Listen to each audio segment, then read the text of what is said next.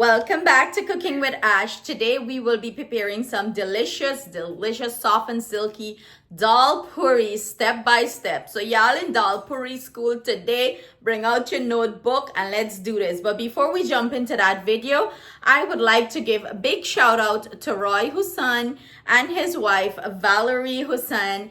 Big love to you guys. Thank you so much for all your love and support. I greatly appreciate you guys. I want to also extend birthday greetings to Valerie Hussain.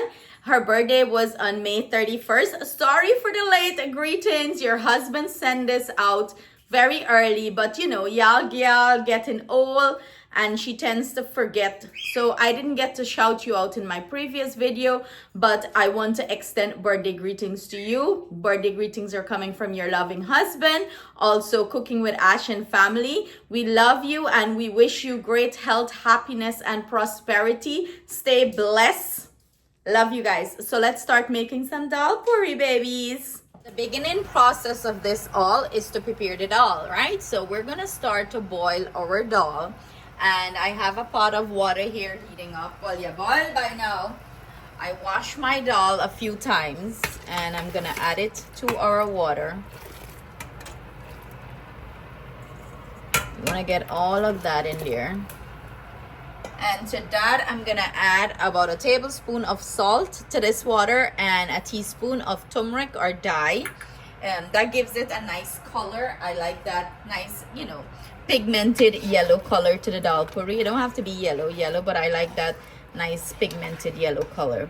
And we're going to boil this dal or split peas until, you know, you can press it between your fingers and it's, you know, it mushes easy.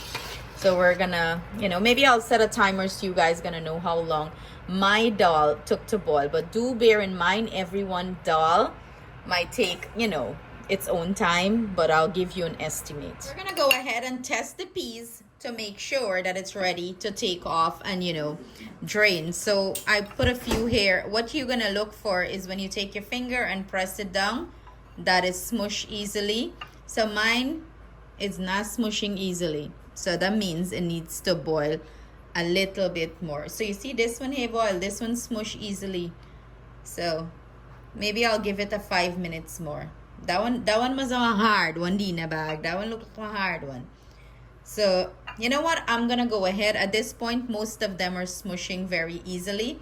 I'm gonna go ahead and drain it because as it sits, it's gonna still cook. You know, it's still hot. So that's what you're looking for. So I'm gonna go ahead and drain it. Mine boiled for exactly 35 minutes. I have this table here in my garage that I usually hook up my old school Guyana mill. Who remember this? I get in your house? Well, this is the perfect thing. I lose the top part that insert here, so I just cut a funnel and I just throw it in, you know. Work with what you have and do what you want, you know, like I make nobody tell you otherwise. I usually put a bowl under there. I have my pot with my dal. Let me set it up and we're gonna proceed to start grinding some dal. And I usually do garlic and pepper in my dal and then I would put roasted jeera. But the roasted jeera is, you know, at the end of it, I would put it, mix it in. I'll show you that step too. And when I finish grinding the dal, I just taste it to make sure that it have enough salt, and if it doesn't have enough salt, I usually add salt. So well, you know, you just grab the handle of the mill. Let me bring you out so you can see properly. And you start grinding, you start turn, you get muscle workout. You don't gotta go gym. This is your gym right here. And for me, using this old school mill is the best thing ever to grind dal. It gives you perfect consistency. Your dal comes out great and your dal puri them don't burst and all that sort of thing. I honestly do not care to use the food processor. I don't like it. So what I would do, I would grind a batch of dal like this or dal like this. I grind a batch of dal like this. Put it in Ziploc bag and I would freeze it. Whenever I want to make dal puri, I would go, oh look, someone spill out there.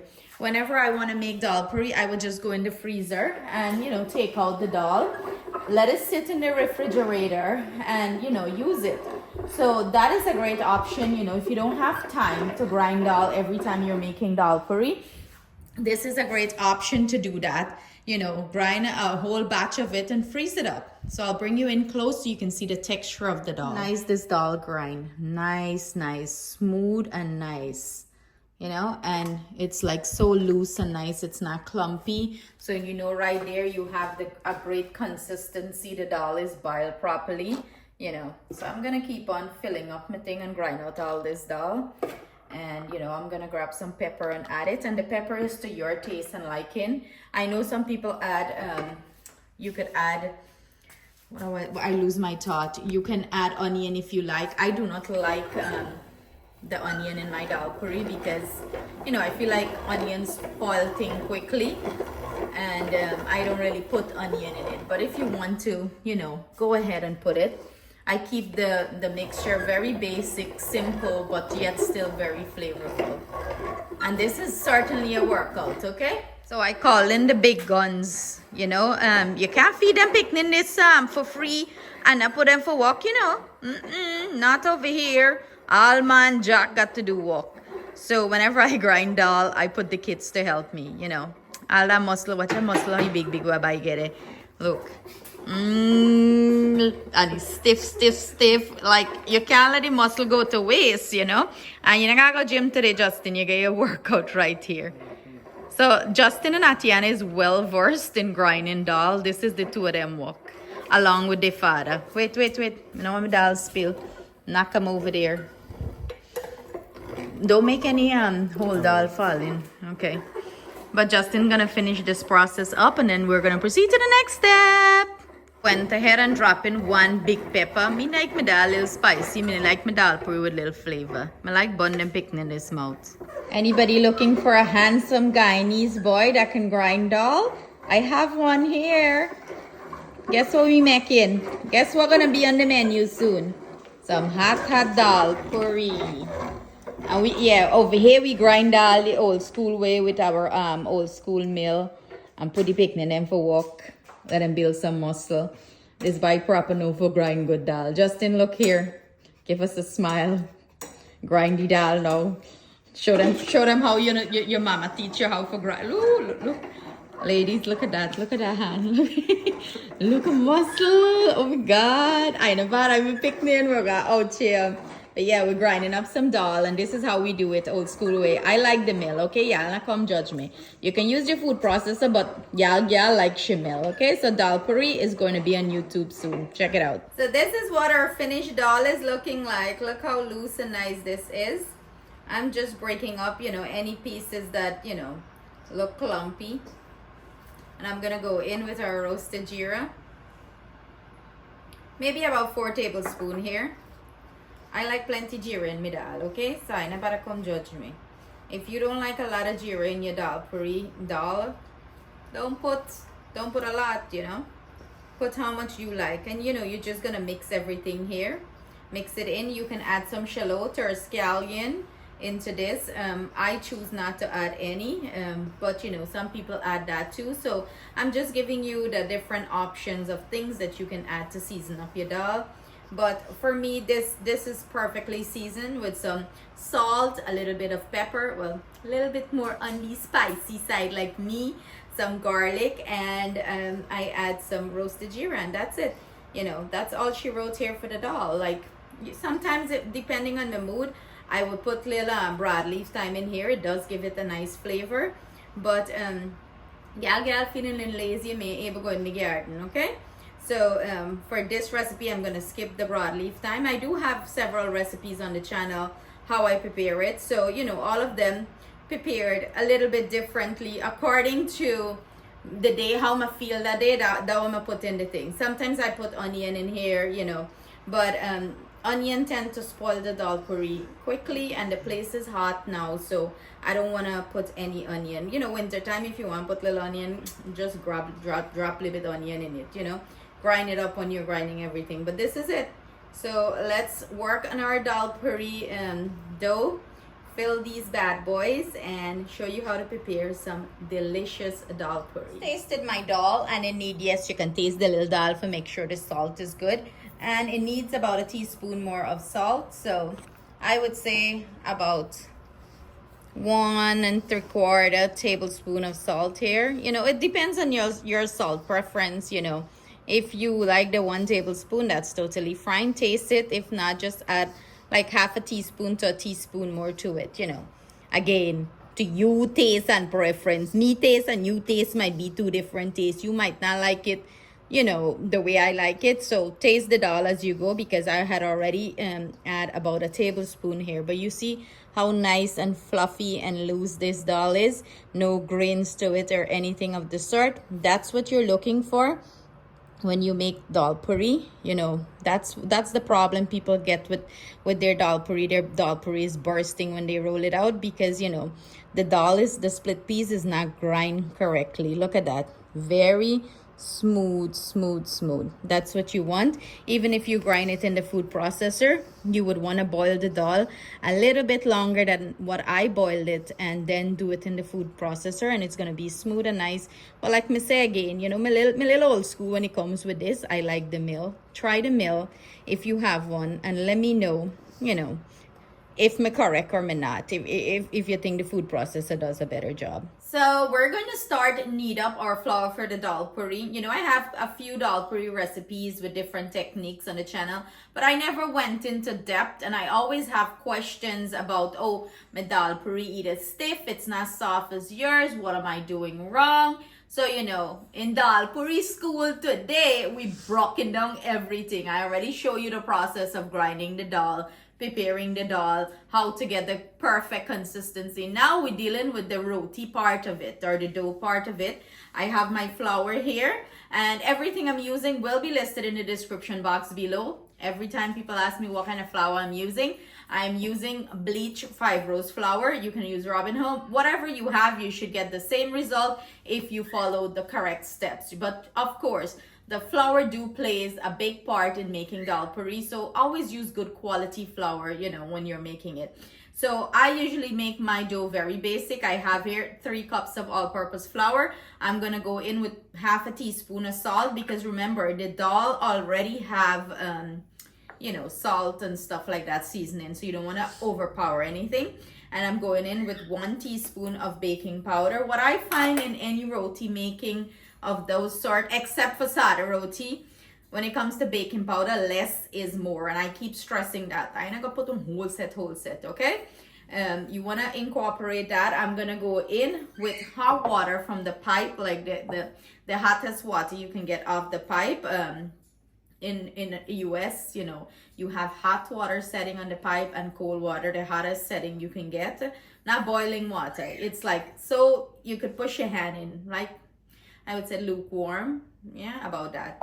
And I have 2 cups of water here. I don't know how much I'm gonna use, because again, when it comes to flour, everyone's flour texture is different, and that depends on the climate where you live. So I never really give you water measurement, because again, people's flour texture is different. I'm gonna gradually add my water and bring my dough together. You do not want your dough to be too stiff or too soft. And how I do it, I gradually add water, and I would mix the dough until it gets to the consistency I'm looking for. Then I would remove it, add more water to the bowl, and bring the rest of the flour. Do not add all the water in, then you're gonna have a hot mess. Then you'll have to add more flour, and that means the leavening agent, which is the baking powder that you put in here, is not gonna be the right amount for the amount of flour.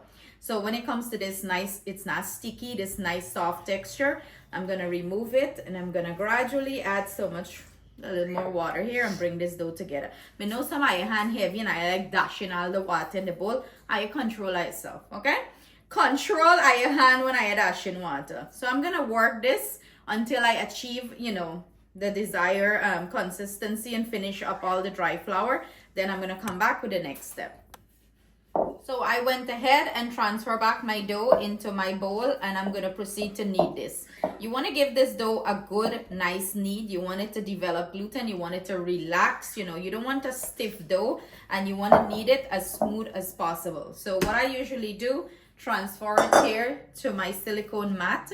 And I love these mats because they're great, you know, for help when you need stuff so the product don't really stick like that.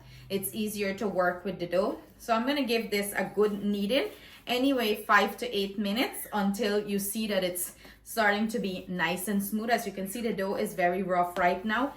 That's one part in making dal puri. If it's too sticky, sprinkle a little bit of flour. Not dump a whole cup, just sprinkle a little bit of flour to it and proceed to knead it. You gotta knead your dough good and let this dough rest. Resting plays a big part in getting soft roti, soft dal puri. So for my dal puri dough, I usually let it rest for 45 minutes, 35 to 45 minutes. And you're gonna see when this dough is well rested, it's gonna spread out. It tells you, like, you know, when you're tense up and you get like a good massage and you rest, how your body just relaxes. Well, it's the same thing with the dough. You can see the dough is just going to relax, and that is a great indication that it's ready. So I'm gonna proceed to give this a good kneading.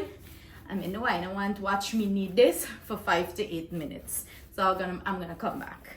Okay, so look at that. The dough is getting nice and smooth, and that's what you're looking for. What I usually do at this step, I put a little bit of oil, and I'm using olive oil here. Big up to Auntie Davika from Florida. She hooked me up with this nice aisle thing, okay? Y'all know me and my butter bowl with my little paper towel. So she hooked me up with this. Auntie Davika, big up yourself. I'm using the thing, you know?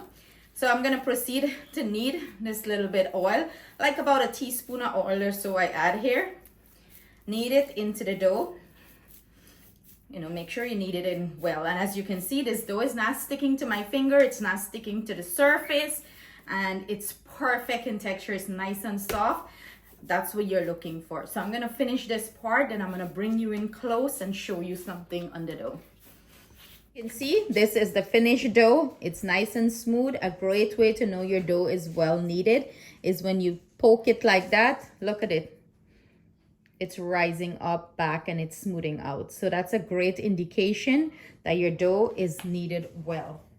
Still got a little dimple, but you're raised, okay?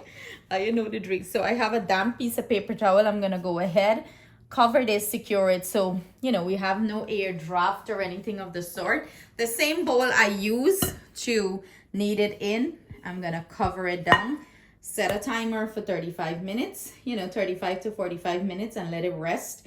And you see how the dough is. You're gonna see when I pull out this back how the dough is gonna like relax. It's like tense right now, but then it's gonna start to relax and spread out. So see you in the next step. In exactly 45 minutes, let's take out this bowl and let's check on the dough. Remember I told you guys the dough was gonna relax and spread out? You see, me know me thing. This is what, look how nice it is, nice and soft. Now we're going to go ahead and roll this out and start stuffing it with our peas or dal, and you know, cook our dal puri. So I went ahead and rolled this out in a long log. What I'm gonna go ahead and do, I'm gonna cut it into, you know, little pieces, like ball size. You don't want to cut it too big, because when you stuff it with the piece filling, it's going to expand. You know, cut it to your tower size, and we're gonna start roll them out into nice dough balls. This one look a little big. We'll find our next piece and push them in. Okay, so this, let's see how much we have out of this. 2, 4, 6, 8, 10. So you're gonna get about 12 dal puri with this recipe, a dozen dal puri. So what I'm gonna go ahead and do, I'm gonna go ahead and roll it out into little dough balls. And this way it's easier to fill. Dust your board with a little bit of dry flour and roll it in so it doesn't stick. I usually set it aside. So I'm gonna keep on repeating the process until I finish, you know, making dough balls. So make sure to cover your dough balls with a tea towel, you know, while you're filling them. Why you're doing that is because you do not want the air, the draft from the air, to get to the dough ball and, you know, form any crust around it. That is gonna make your dal puri get stiff. So we're gonna proceed to fill these dough balls. And what I usually do is I bring you in close so you can see the process. I usually grab one of the dough balls, sprinkle a little bit of flour, and you know, press it down, so in that way it's not sticky or anything of the sort. And you're gonna use your hand and form like a flat disc. If you do not feel comfortable using your hand to do this, you can take your rolling pin and roll it, you know, a little bit out. What I usually do, I roll the ends very thin, So when I put the dough, the dal filling in here, I push it down and stretch it out. So in that way, you know, here is still very thick and nice, so it doesn't get too stretched out. So what I'm gonna go ahead and do, I'm gonna go ahead and flatten the disc, the ends out, and then put it in your palm of your hand like that. Grab some of this dal. Like some people make them into ball size, you can do that and stuff it, but I just grab like a handful of it depending on the size of your dough. And you would want to push it in, press it in into this. You want to fill your dal puri good too.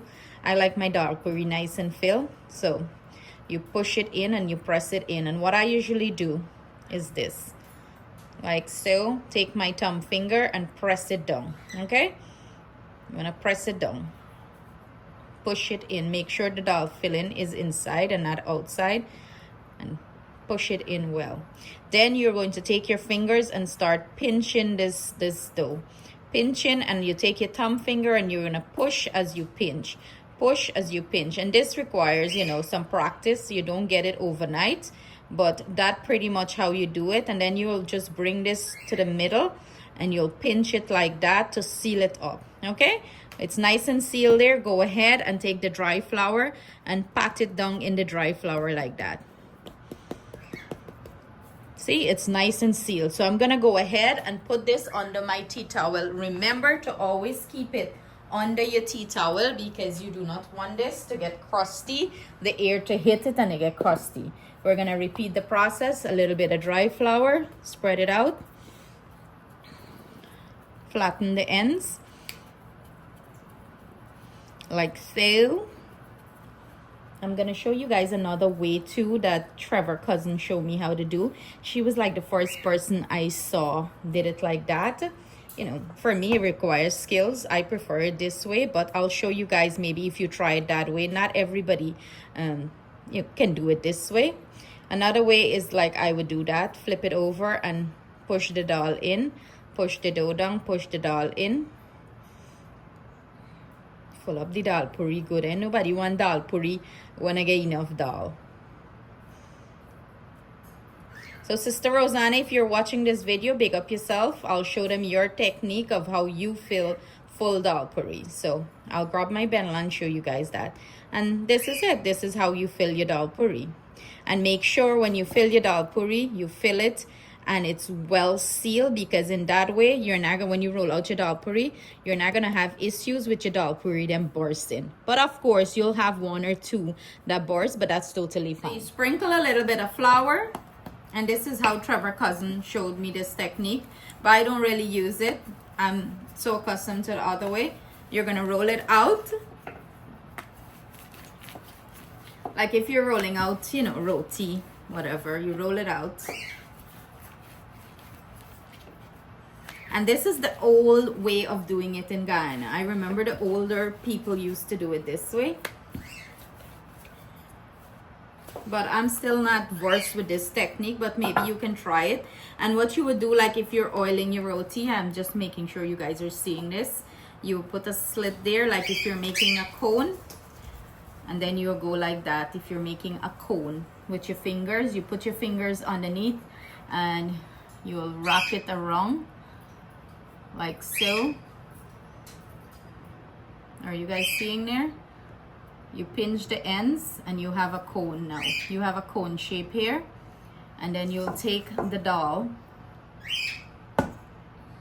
see, and you'll fill it in inside of it. Hear them two body and make noise. You fill it in and then you'll pinch the ends. You know, you'll grab the ends and you'll pinch it. So this is another way of filling it. Not a lot of people do it this way, and like I mentioned, it's the old school way of doing it. And that's it. And you'll flatten it down. Time to roll out our dal puri. So what we're gonna do, we're gonna sprinkle some flour, grab your dal puri, and we're gonna use our hand and flatten it out before we put it on our mat to start rolling it. So if you do not cover your dal puri while you're stuffing it, you're gonna have issue. It's going to get, the air is going to, you know, dry the dal puri out, and when you're ready to roll it out, it's going to burst. When you're rolling your dal puri, a lot of people got issue here. They're saying the dal puri burst. You're not putting a lot of pressure. Remember, it's filled with peas inside. The less pressure you can put on it, the better. Okay? You're gently applying pressure, and your dal puri should roll out easily. That means your dough is kneaded well. If your dal puri have a lot of resistance to it, that means the dough wasn't kneaded properly. So what I usually do, I would press from the middle and, you know, roll out the ends. You want to get the ends as thin as possible. Go ahead and gradually sprinkle flour onto it so it doesn't stick. So in that way, when you pick it up, it's, you know, it's not bursting. And that's how you're going to do it. You're going to roll it out all the way to the end. I mean, okay, you got to be wrong, okay? And nobody looking for wrong dal puri. If wrong roti and dal puri was a criteria to get married, well, then me would have left on shelf, as them would have said. Me would have left on shelf, because ain't nothing wrong over here. If y'all perfect with y'all circle, good for you. But not me. So, you know, you want to roll it out nice and thin, because I like my dal puri to be paper thin and nice, you know, but that is to your preference. If you like it thicker, well, go ahead and do it that way. This is perfect here for me. Let me see my mat have, it's a 12-inch dal puri, okay? So we're gonna take this over to the tawa and start cooking it. My tawa is on a medium to low heat, and that's what you want. You do not want your tawa to be scorching hot. That's another way that your dal puri is going to be overcooked and it's going to dry out. You have to oil your dal puri, put enough oil in the dal puri to make sure it stay moist and nice. So let's go over to the tawa. Here I'm using a nice big tawa I have here. It's a cast iron tawa. I'm gonna go ahead and oil this tawa, and this step is necessary. If you do not oil the tawa, the roti is going to stick, and when you pick it up, that's when it's gonna start bursting. Don't get me wrong, sometimes the dal puri bursts. You can't avoid that, but that's totally fine. But this is why I'm showing you the process of how, you know, to do it, so in that way you have perfect dal puri, you know, 99% of the time. So I'm oiling out my tawa. My tawa is medium to low heat again. You do not want a scorching hot tawa. And I'm gonna go ahead and pick up my dal puri, and I'm gonna drop it on the tawa. You want to give this nice low and slow heat. You know, I do not like to flip my dal puri too much time. Like one time, even the roti, one time or two time is good enough. That's when your dal puri start dry out, you know. So you're gonna see when it's time to flip the dal puri. I know some people like their dal puri with a, you know, very brown. That's one way too that the dal puri get dries out. So I try not to overcook it, if you get what I'm saying. The dal puri do not need to be overcooked. I am using an electric stove, and my stove right now is on 4. Okay, so you want to keep it medium to low heat. In that way you ensure that the inside is cooked properly. So we're gonna go ahead and flip this, and we're gonna add some oil to it, and be generous with the oil. As I mentioned, the oil keeps this dal puri moist and soft and nice, and that's what you want when you're cooking dal puri. You want a soft, silky dal puri. I mean, I got cholesterol. Well, I need dal puri. In everything we eat or do, there is cholesterol in it. You just got to eat in moderation. This is not something that, you know, I would cook and eat every day.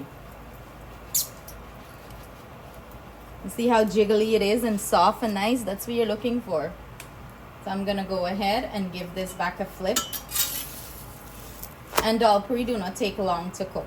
Look at that. Look how it's swelling. Nice and big. In Guyanese, a dal puri, you get baby. You get baby here, guys.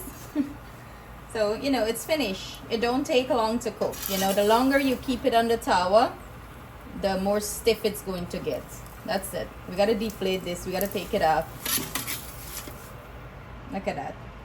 Beautiful. Beautiful. Nice, soft, thin dal puri. Can't go wrong, right? Look at that. The dal puri swelling up like a big balloon.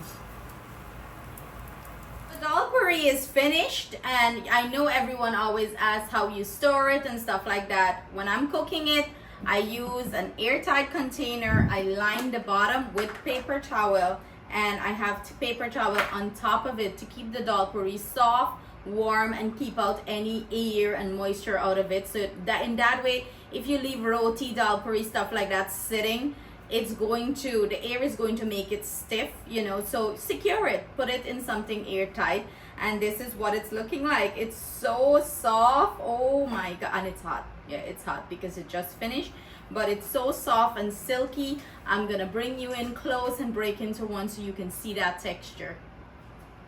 Tiana digging into the dal puri. Look, me catch you unexpected. How is it? Soft?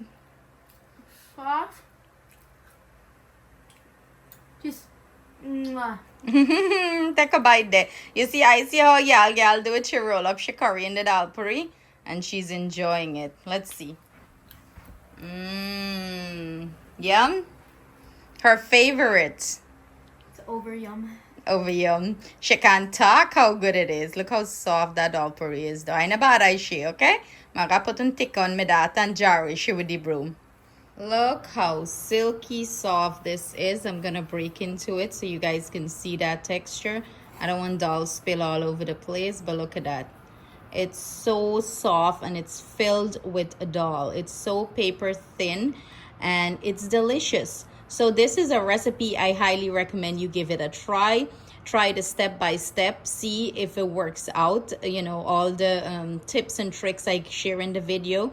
See if this is going to help improve your dal puri skill. By no means I am like a skilled dal puri maker, but I made enough dal puri, you know, to give advice on it. And these are so soft and delicious. You're going to enjoy it. I hope you guys enjoy this recipe. Thank you for watching us. Stay blessed, stay safe. See you soon with another delicious recipe. Sending our love, thanks, and gratitude.